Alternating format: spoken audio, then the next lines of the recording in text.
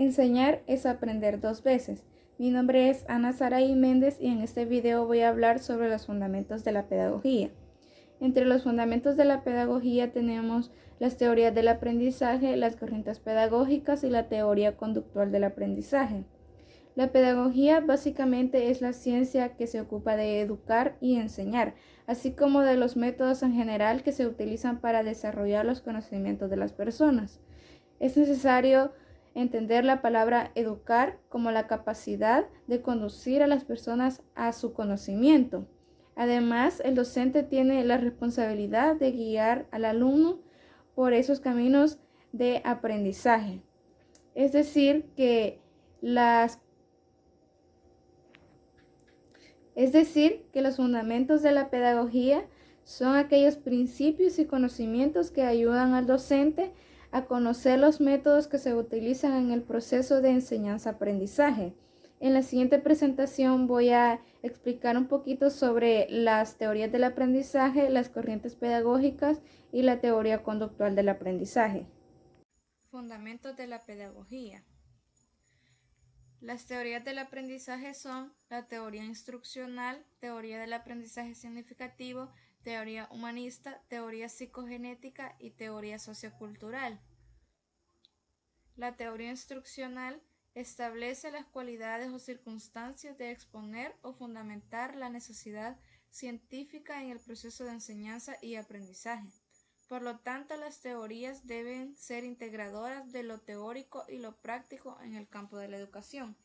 Es decir, que esta teoría instruccional prescribe cómo ayudar a las personas a aprender. Además, nos ayuda a crear condiciones que aumenten la probabilidad de aprender. Su objetivo es comprender el sistema de instrucción y mejorar ese proceso. La teoría del aprendizaje significativo se define como el conjunto de saberes que un individuo posee en un determinado campo de conocimiento. Cuando estos saberes ya existentes se relacionan con la nueva información, no en una suma de conceptos, sino en una vinculación alternativa, se genera el aprendizaje. Es decir, que se da cuando la información nueva se conecta con un concepto ya existente en la estructura cognitiva.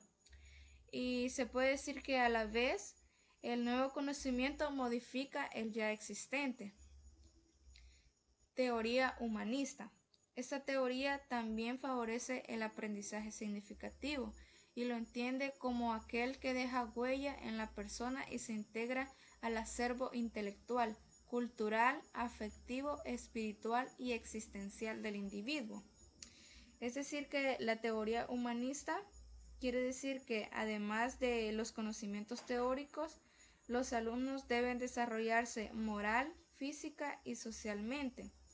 Esta teoría considera que los alumnos deben ser educados para una sociedad. Teoría psicogenética. El método psicogenético está referido al estudio de conocimiento, permitiendo conocer las etapas más elementales de la construcción progresiva del conocimiento. Se le define como constructivista porque el objeto de estudio de esta teoría es el origen y la transformación del conocimiento. Como lo dice en esta hoja, la teoría psicogenética estudia los conocimientos en las diferentes etapas de la vida. Teoría sociocultural. Esta se refiere a la diferencia que existe entre los problemas que puede resolver un alumno por sí mismo y los que solo puede solucionar con la ayuda de otros. Esta teoría sociocultural estudia el potencial de los niños. También está basada en pruebas de inteligencia. Además, la teoría sociocultural estudia el desarrollo de los niños en diferentes culturas. Las corrientes pedagógicas.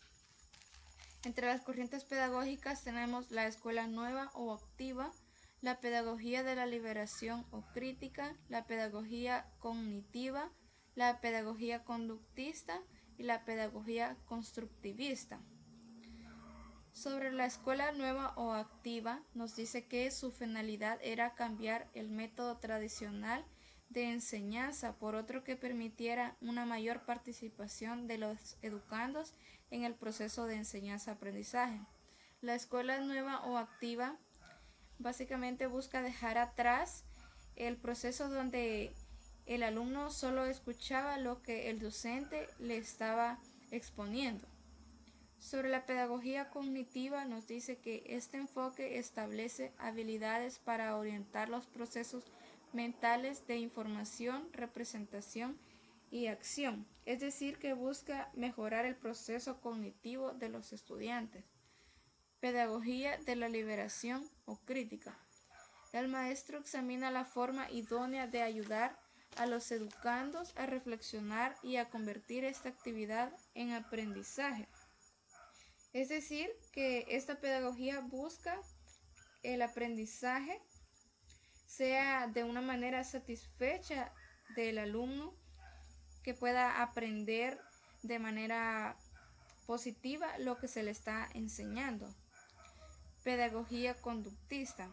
La enseñanza como algo estructurado y susceptible de ser guiado por los principios del condicionamiento operante en el contexto escolar.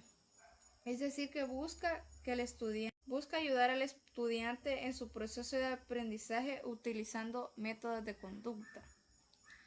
Pedagogía constructivista. De acuerdo con esta corriente, el conocimiento no se descubre, sino que se construye. Busca ayudar al estudiante a construir su propio conocimiento. Y por último tenemos la teoría conductual del aprendizaje.